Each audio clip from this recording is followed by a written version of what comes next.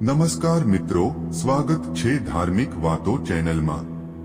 આજે જાણીશું કુંભ રાશિના જાતકો માટે મે મહિનો કેવો રહેશે।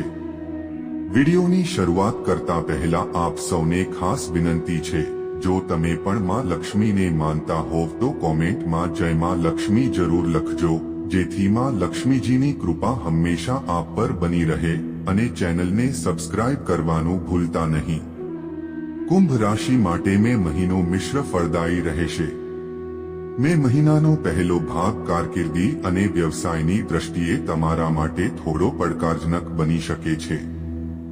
આ સમય દરમિયાન તમારે આજીવિકા મેળવવા માટે વધુ મહેનત કરવી પડશે। નોકરી કરતા લોકો પર અચાનક વધારે કામનો બોજ પડી શકે છે।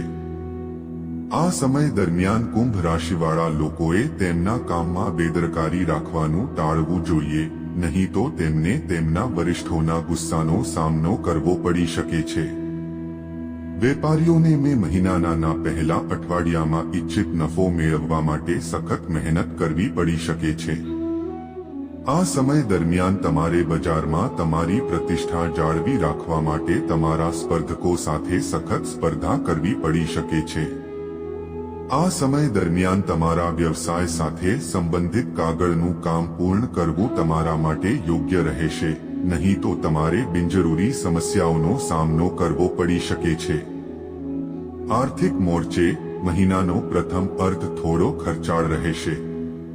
આ સમય દરમિયાન ઘરની મરામત, ફર્નિચરની ખરીદી, વ્યક્તિની સારવાર અથવા અન્ય મહત્વપૂર્ણ કાર્યો પર મોટી રકમ ખર્ચ થઈ શકે છે। મે મહિનાનો બીજો ભાગ કારકિર્દી વ્યવસાય માટે સારો સમય છે।